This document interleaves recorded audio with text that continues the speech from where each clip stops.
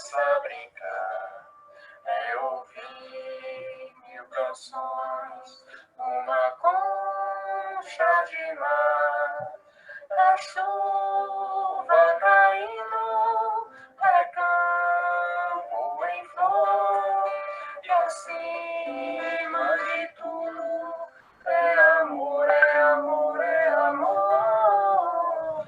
Belo pra mim quando estou a sofrer e a treva na alma começa a crescer, é lembrar a alegria que além, muito além, à espera de mim existe alguém.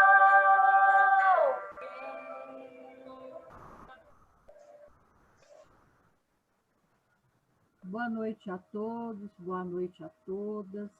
Neste momento, nós cumprimentamos a todos que aqui estavam presentes nesta sala, neste domingo, dia 25 de outubro de 2020, para ouvirmos o nosso querido professor Emídio Brasileiro, em estudos no Grupo de Assistência Fraterna sobre Atos dos Apóstolos. Então, neste momento, nós convidamos a nossa companheira, doutora Madisley Espíndola, para proferir a prece de abertura desses estudos da noite de domingo.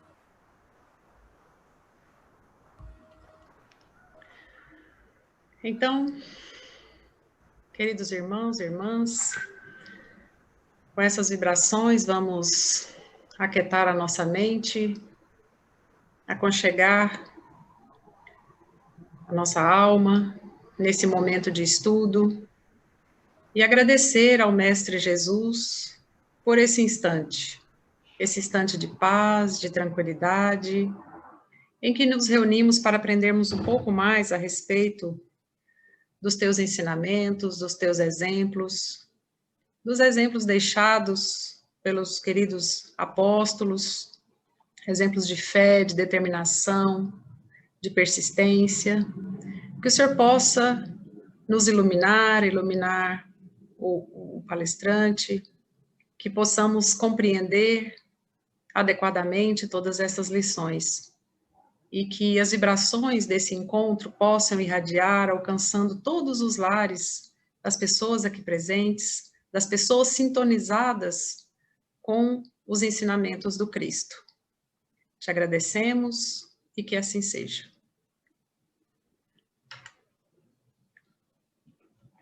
Assim seja. Vamos, neste momento, então, antes de passarmos a palavra para o professor Emídio, nós iremos fazer a leitura dos Atos dos Apóstolos, capítulo 8, versículos de 1 a 7.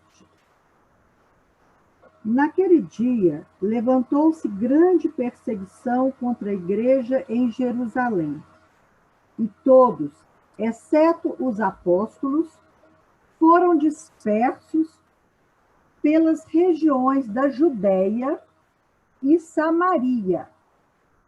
Alguns homens piedosos sepultaram Estevão e fizeram grande pranto sobre ele. Saulo, porém, assolava a igreja entrando pelas casas e arrastando homens e mulheres, encerrava-os ao cárcere. Entre mentes, os que foram dispersos iam por toda parte pregando a palavra. Filipe, descendo a cidade de Samaria, anunciava-lhes a Cristo. As multidões atendiam unânimes às coisas que Filipe dizia, ouvindo-as e vendo sinais que ele operava. Pois os espíritos imundos de muitos possessos saíam gritando em alta voz, e muitos paralíticos e coxos foram curados, e houve grande alegria naquela cidade. Então, são estes os versículos que nós iremos focar neste estudo da noite. Com a palavra, o nosso irmão e palestrante, professor Emídio Brasileiro, nós agradecemos a presença de todos que aqui se encontram. Obrigada. Desejo a todos uma ótima noite, muita paz. Para nós é uma grande alegria estarmos aqui e vamos tratar de um tema triste, porque depois da execução de Estevão, Jerusalém entrou em situação de trevas, de perseguições. No domingo passado, nós falamos que não foi Saulo responsável pela execução, pela morte de Estevão. Foi o Sinédrio. O Sinédrio que condenou a morte. Nós vimos isso. E essa condenação, que foi, na verdade, uma execução que contrariava o decreto imperial. Os judeus não podiam executar a morte. Podiam até condenar, mas a execução caberia a Roma. Como Estevão era um grande orador, respeitado, um judeu respeitado por todas as sinagogas de Jerusalém, existiam quase 500 sinagogas, um orador superior a Saulo, e talvez tenha sido por isso que Saulo gostou dessa execução. Afinal de contas, ali se encontrava alguém que estava à sua altura, não era considerado doutor da lei, nem discípulo de Gamaliel, mas alguém que estava à sua altura para debater a respeito das Escrituras e defender o Messias, Jesus de Nazaré. Por isso, se tratava ali de um momento em que Estevão foi executado sem ter sido julgado dentro dos parâmetros romanos. Por que Pedro não foi executado? Foi preso. Por que João não foi executado depois que foi preso? E sim Estevão. Porque Estevão gozava de credibilidade perante a cultura, perante os judeus, perante a cultura judaica. Ele não era alguém que veio das hostes do apostolado do Cristo, mas que veio da cultura, do ambiente religioso judaico. E por isso, sim, era um adversário, uma ameaça muito maior do que qualquer apóstolo, qualquer um.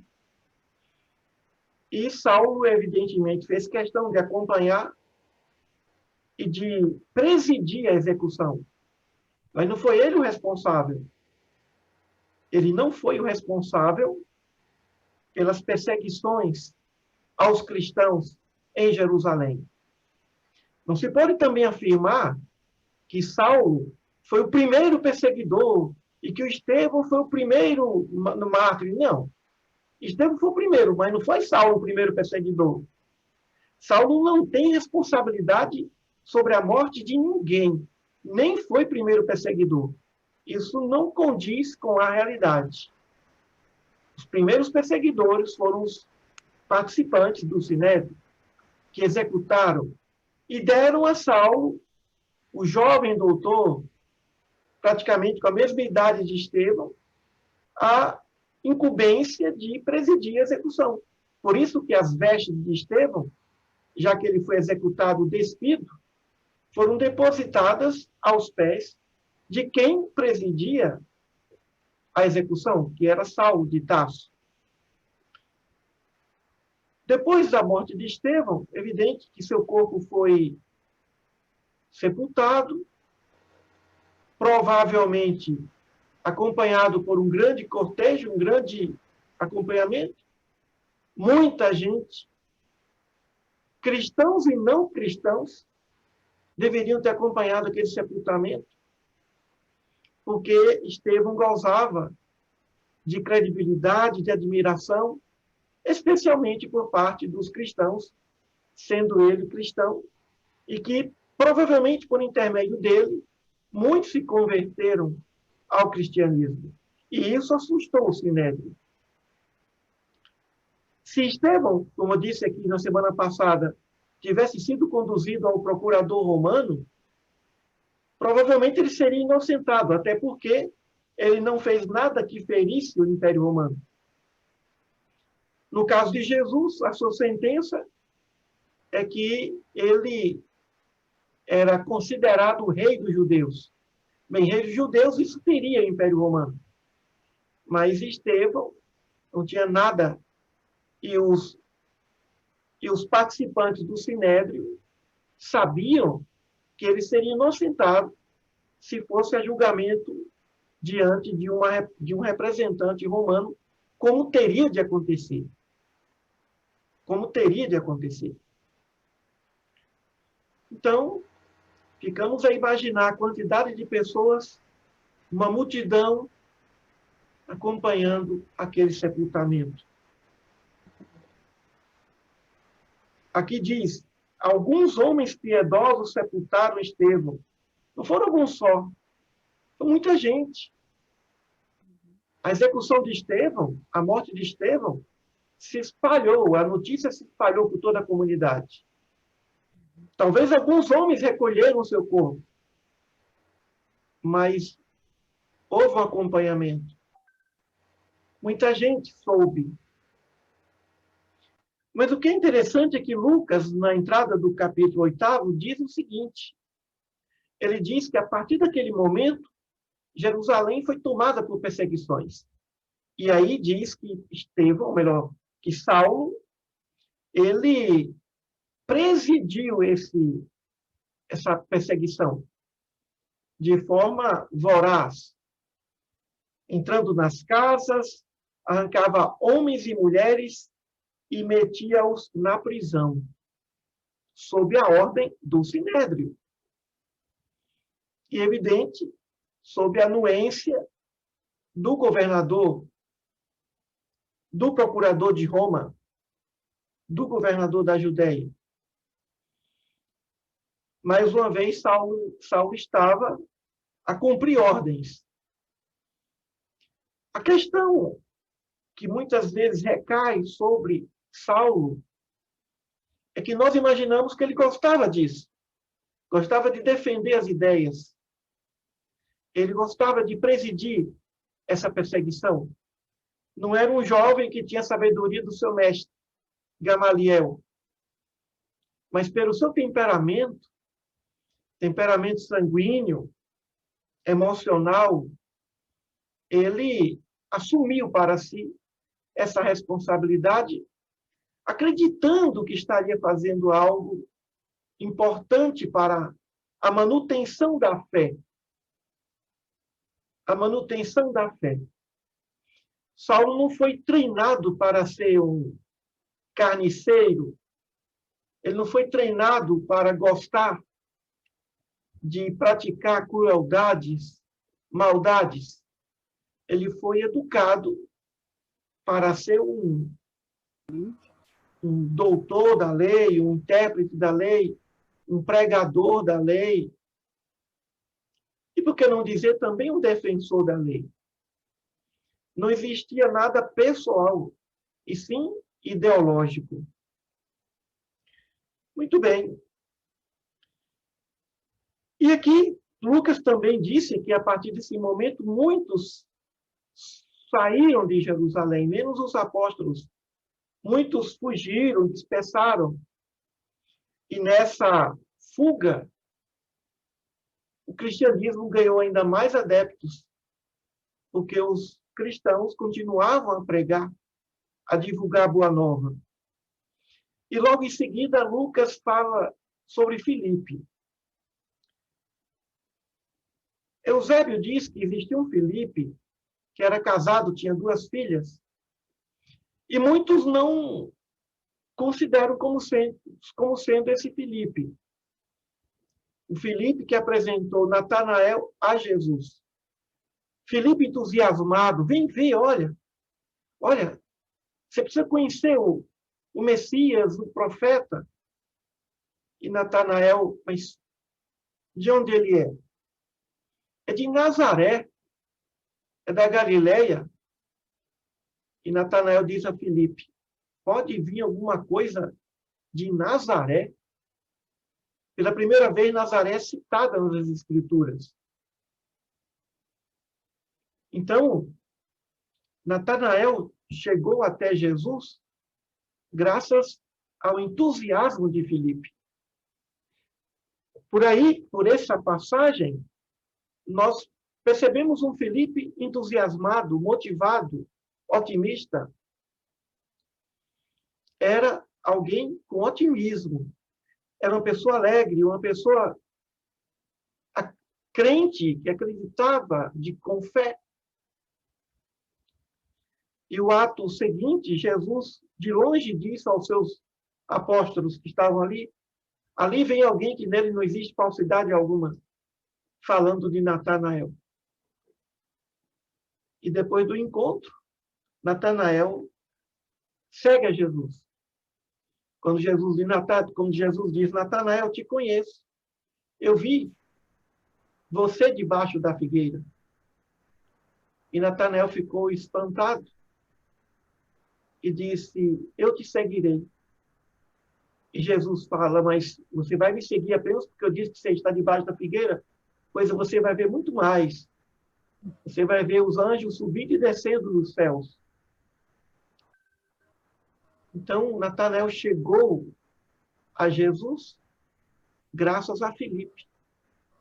Filipe foi aquele que pescou Natanael para Jesus. Aquele que nele não existia falsidade alguma. Então, Filipe era amigo de Natanael. E se Natanael, franco, verdadeiro, do jeito que era, acreditava em Filipe, tinha amizade por Filipe, é porque Filipe demonstrava ser uma pessoa de alta confiança. Devia ser um amigo fiel. Alguém que era digno de confiança. Ou seja, se Jesus elogiou Natanael, vamos colocar esse elogio também indireto a Filipe. Filipe deveria ser também muito verdadeiro, muito sério, franco. Para combinar com Natanael, devia ser parecido com Natanael. Pelo menos na sua essência. Talvez não em termos de personalidade. Mas logo depois que Lucas fala que todos saíram, a maioria se dispersou, foi? E o Filipe aqui, ele também, as multidões atendiam às coisas que ele dizia, vendo os sinais que ele operava, né? Quais seriam esses sinais? Eu não prestei atenção, eu estava aqui, eu não prestei atenção à sua colocação. Não, é porque, na verdade, a propagação do evangelho, né, do cristianismo, também foi consequência da dispersão desses primeiros cristãos pela Samaria, né?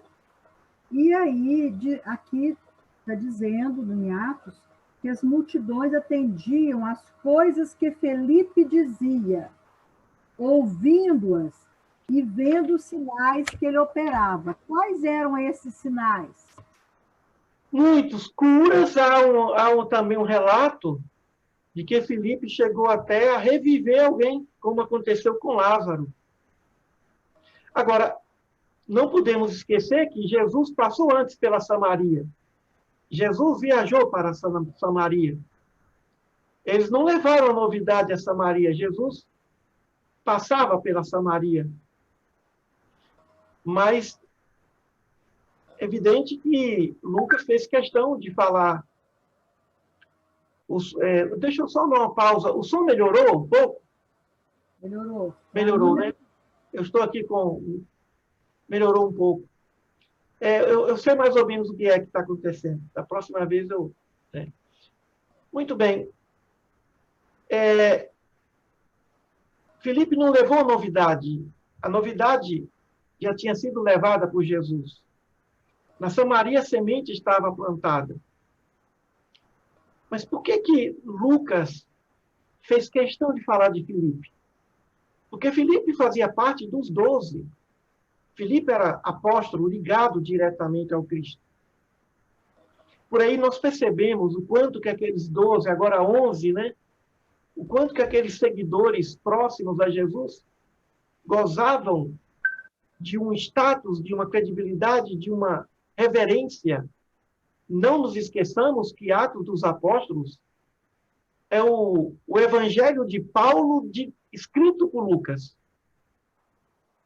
O evangelho ditado por Paulo, pelos apóstolos, mas escrito por alguém com grande capacidade de redação, conhecedor do grego, que foi Lucas. Então, é o evangelho ditado por Paulo. Isso demonstra o quanto que Paulo tinha pelos apóstolos respeito, veneração, confiança.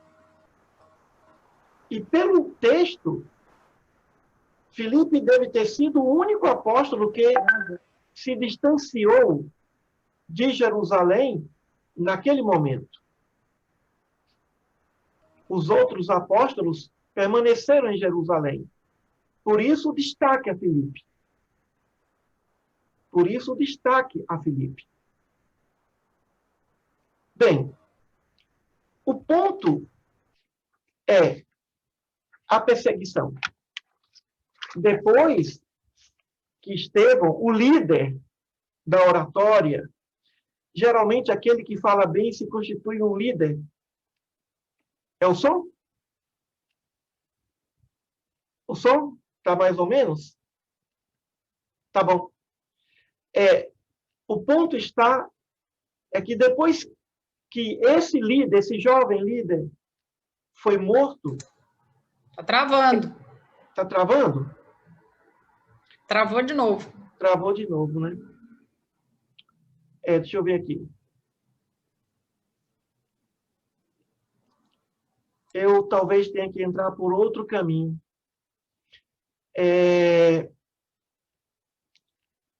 Eu teria que entrar por outro Zoom, por outra plataforma Zoom, eu vou sair temporariamente e entrar por outra plataforma Zoom. Está travando, né? Tem pequenas travadas, elas são curtinhas. Deixa eu te falar, Emílio, você está como anfitrião. Para não cair, você teria que me colocar novamente como anfitriã. Como é que eu ponho aqui? Aí. Eu não sei se você conseguirá. Lá no onde está escrito Grupo de Assistência Fraterna. Isso. Aí toca More, aí você clica na setinha do... Isso. E eu ponho aqui como? Colocar como host novamente, né? Porque... Entrou aí? Deixa eu ver. Não. Deu certo agora? Não. Então, peraí. Você ainda está como host. Então, peraí. Eu clico em Grupo de Assistência Fraterna, né? Então, vamos lá. Acho que já deu agora aqui a mensagem. Grupo de Assistência Fraterna agora é o anfitrião. Já deu. Agora Deu você pode certo? sair. Você pode sair que não cai a gravação. Então, ótimo. Então, eu vou sair e vou entrar por de outro novo. caminho. Mas, vem, você manda o link da Zoom? Mano. Você manda o link, não o ID. Ok? Eu vou sair temporariamente. Tá. Você tem que voltar Isso. Estou gravando de novo, né? Então, prosseguindo. A questão da perseguição. A perseguição existia? Existia. Mas agora sim, o seu líder, isso demonstra que Estevão, ele tinha tanta influência que ele impedia uma perseguição aberta.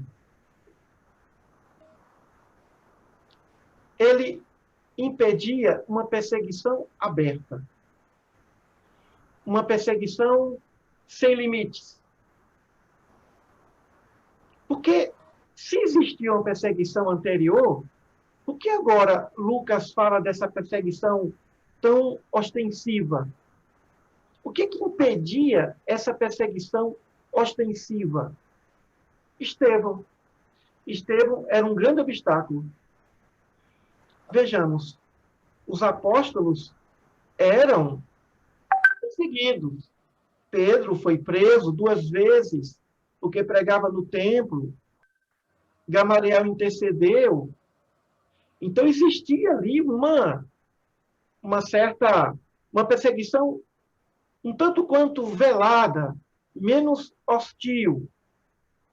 Mas depois da morte de Estevão, a perseguição ficou mais hostil. Porque Estevão exercia sobre aquele grupo uma proteção. Por ele pertencer à comunidade judaica. Pedro não tinha hábito de falar em sinagoga, nem João, ninguém ali. Mas Estevão tinha. Estevão era conhecido. Estevão era querido, inclusive pelos não-cristãos. Isso causava um constrangimento por parte do Sinédrio, que sabia dessa liderança e temia uma revolta popular. Mas depois que aquele líder foi crucificado, ou melhor, foi sacrificado, executado, então Sinédrio considerou que agora o movimento cristão estaria mais vulnerável, estaria fragilizado. Essa fragilidade demonstra o poder de Estevão. Tudo isso seguindo o raciocínio lógico. Precisamos entender por que agora essa perseguição ostensiva. Por que essa coragem? Porque tinha alguém ali que estava impedindo, que era Estevão. Alguém que debatia, alguém que sabia defender, alguém que era excelente em oratória. Um bom orador se constitui um grande líder, quase sempre. A liderança pela oratória é algo que vem desde o tempo da Grécia Antiga, desde o tempo da Roma Antiga, muito antes dessa época. Então, a partir desse momento, os cristãos passaram a ser perseguidos de forma veemente e, claro, sob a anuência, o silêncio do governador, do procurador de Roma, aquele que representava o império. E Lucas destaca Filipe. Segundo a tradição, Filipe teria sido morto, crucificado. Foi perseguido, torturado e depois teria sido crucificado. Ora, crucificação era o martírio dos romanos, a forma como os romanos executavam as pessoas. Então, Filipe deve ter passado por algum tipo de perseguição, em que Roma decretou a sua morte pela crucificação. Nós podemos, então, pensar a respeito das nossas atitudes. Existem atitudes nossas que nos protegem de nós mesmos e que nos protegem de algumas perseguições. E quando nós baixamos a guarda, quando nós perdemos essa proteção dessas atitudes, quando deixamos de fazer alguma coisa ligada a essas atitudes, ficamos vulneráveis. Ficamos vulneráveis. E aí, o ego, as imperfeições, tendem a tomar conta da nossa vida, das nossas atitudes, dos nossos comportamentos. E aí nós dispersamos. Mas mesmo assim, nessa fuga, mesmo diante das quedas, nós podemos fazer muita coisa. Nós podemos levar adiante.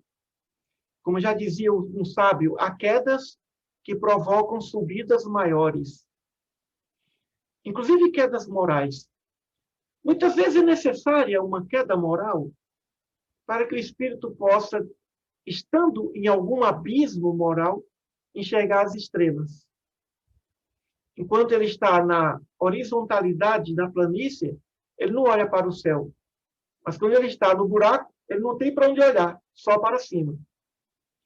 Então, em alguns momentos, quando ficamos fragilizados, porque descuidamos de alguma atitude, ainda assim, nós podemos subir. Eu costumava dizer muito isso quando visitava os presídios e que encontrava pessoas, agora eu matei, não tenho salvação. Aí eu dizia, mas Moisés também matou. E foi por intermédio de um homicídio que Moisés foi condenado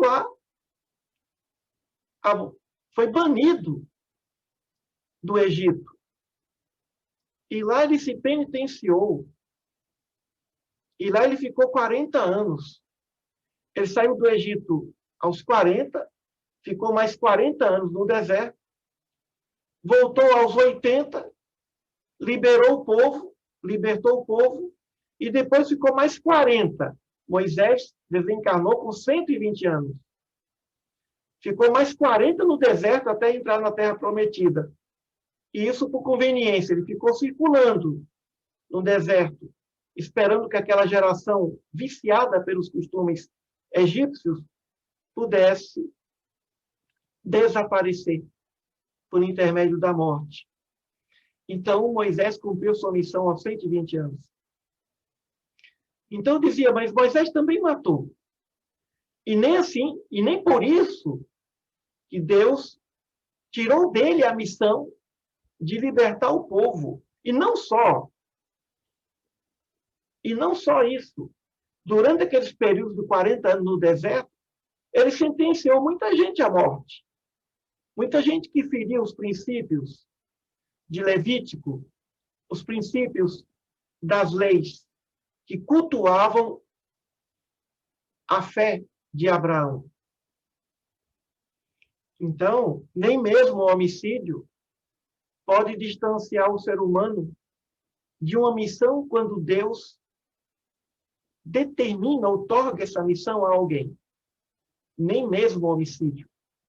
Quanto mais o homicídio, que é a principal... Só um minutinho aqui, parece que está... O homicídio que... Está travando de novo? Está travando? Olha só, né? Travando novamente. Vamos ter que ver isso depois, com calma. Alô, alô, alô? Melhorou agora? Não. Melhorou? Bem. Na internet também hoje não estava muito boa, não. A internet... Na verdade, a internet em Goiânia, ela está, de uma certa forma, toda comprometida nesse período pré-chuvoso, né? Vamos assim dizer. Então, ela está na chuva. De chuva, né? Que bom. E continue o período chuvoso, né? E que melhore o nível da nossa internet, né? Muito bem. Então, é isso. É isso que nós queremos frisar. Não há caminho sem volta para a evolução. Ou seja, não há distanciamento da lei divina que seja para sempre. Então, existem quedas realmente que provocam subidas maiores. Se talvez não fosse esse comando de Saulo, essa perseguição do Sinédrio usando Saulo, talvez em Damasco ele não recebesse a visita de Jesus. Precisou passar por isso. E ouvir de Jesus: Saulo, por que me persegues? Olha que situação. Jesus tomou para si a perseguição. Saulo, Saulo, por que me persegues? E ele, corajosamente, com sinceridade: quem é, Senhor? Eu sou Jesus. Senhor, o que queres que eu faça? Pronto. A partir daquele momento, ele demonstrou que não era nenhum sanguinário. Talvez se Saulo não tivesse passado por essa curva evolutiva, não encontraria a sua reta, o seu foco, a sua concentração dentro das hostes cristãs. Então, o grande ensino está aí.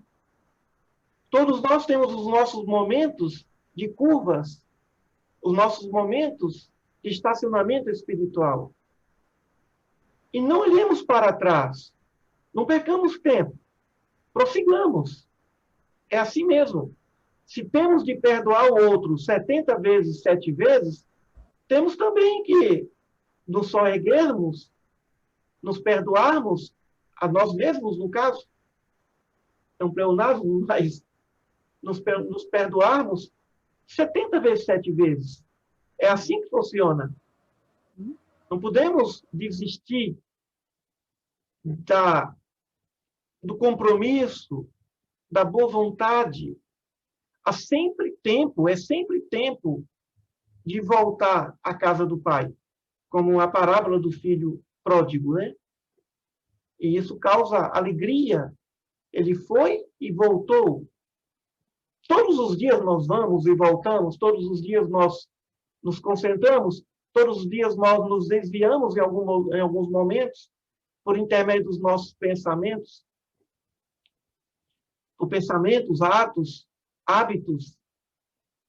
E mesmo assim, nós não podemos desistir dessa maravilhosa jornada evolutiva rumo à luz espiritual, rumo à perfeição espiritual. É a única fatalidade que existe, além do progresso. Ninguém pode desistir. Nenhum vício, nenhum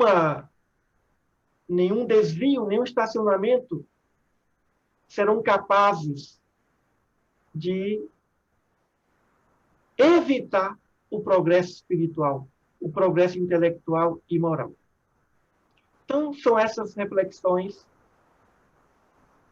que deixamos abertas né? Lucas ainda fala que as multidões seguiam a Filipe, né? Também ele fala, muitos possessos, espíritos impuros saíam, dando grandes gritos. As curas que Jesus operou. E muitos paralíticos e coxos foram curados. E foi grande a alegria na cidade de Samaria. Ou seja, Filipe prosseguiu o trabalho de Jesus, de cura. Aqui não fala de ressurreição, mas também ele operou a ressurreição. Ou seja, reviveu, né, pessoas que estavam aparentemente mortas. E Lucas faz questão de dizer que era Samaria, um lugar que não se tinha tradição, a tradição dos judeus, ortodoxos, no caso. Era um povo mais lento na maneira de pensar, de cultuar a fé de Abraão. Demonstrando que essa sementinha aí seria cultivada por Paulo. Essa sementinha seria cultivada por Paulo, que levaria muito além da região da Palestina. Está travando muito, Emílio. Pois é. Hoje está daquele jeito. Mas não é. Depois que o computador foi formatado, está acontecendo isso, mas nós vamos melhorar depois. Então é isso. Alguma dessas nossas reflexões. Foi importantíssimo, Emílio, esse alerta, essa passagem de Filipe por Samaria, né? Essa narrativa de Lucas, assim, realmente apresentando a dispersão dos cristãos, né, por Samaria, ou seja, a divulgação da palavra do cristianismo por Samaria, né?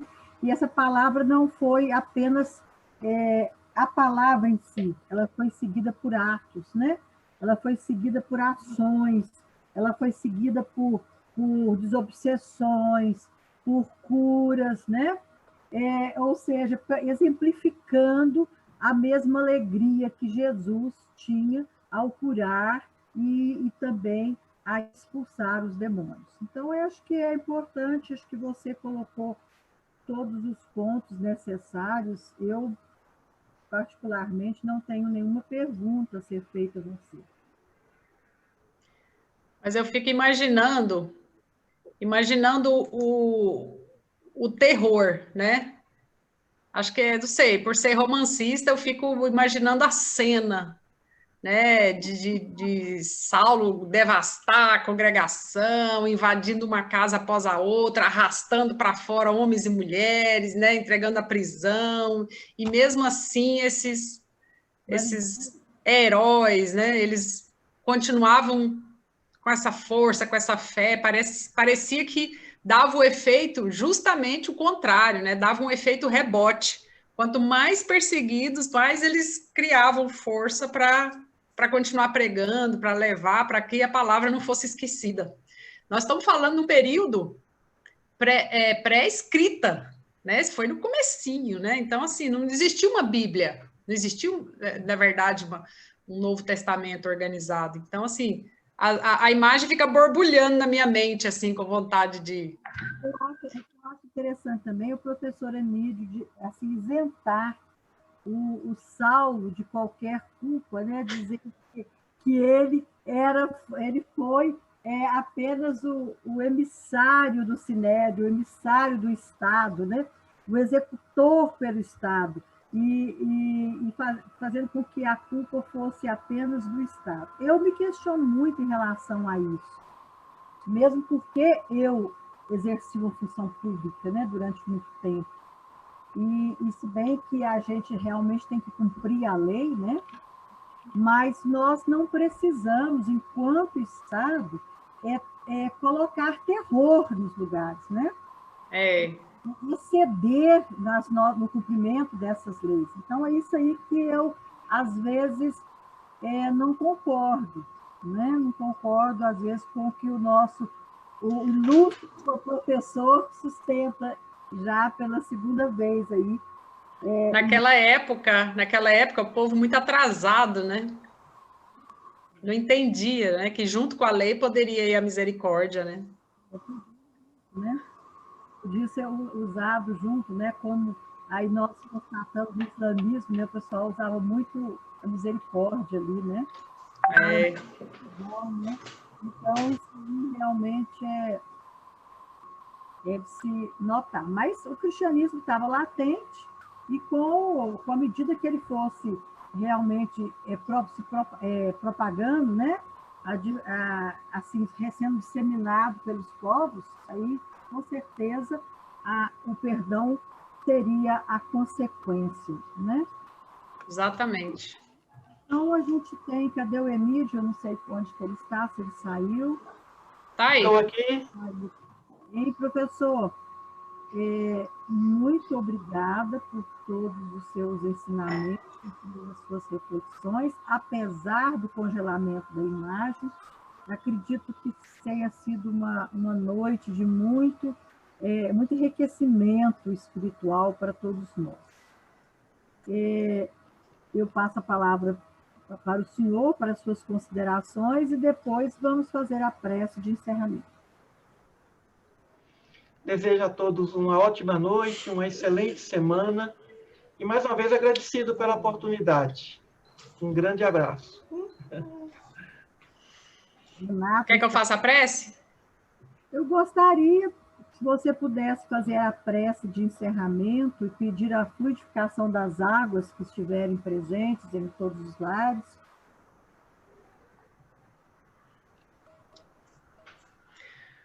Bom, querido e amigo Mestre Jesus, te agradecemos imensamente pelas palavras, pelos ensinamentos, por esse momento, que possamos compreender da forma mais serena e aprofundada possível as lições que estão envolvidas nessas passagens, que de alguma forma elas possam nos inspirar no desenvolvimento da nossa fé, da nossa coragem para amar mais e para compreender os seus desígnios. Assim, mestre, envolvidos nessas vibrações de gratidão, de amor e de fé, queremos que essas vibrações nos envolvam, a todos nós, que as águas possam ser fluidificadas e se convertam em moléculas de cura, de recuperação, de sanitização e de elevação. Que todos aqui presentes e aqueles que estiverem envolvidos com esse estudo possam receber um fluido especial, um passe revigorante, que nos envolva a todos com uma luz capaz de nos favorecer uma semana de paz, de trabalho no bem, de amor ao próximo, de fé, de coragem, de determinação. Que o Senhor nos abençoe, nos conduza e nos auxilie no trajeto, nesse caminho de fé e de amor. Dê-nos uma semana de paz e de trabalho no bem. Que assim seja. Que seja. Que Deus nos abençoe, Marisley, que prece linda.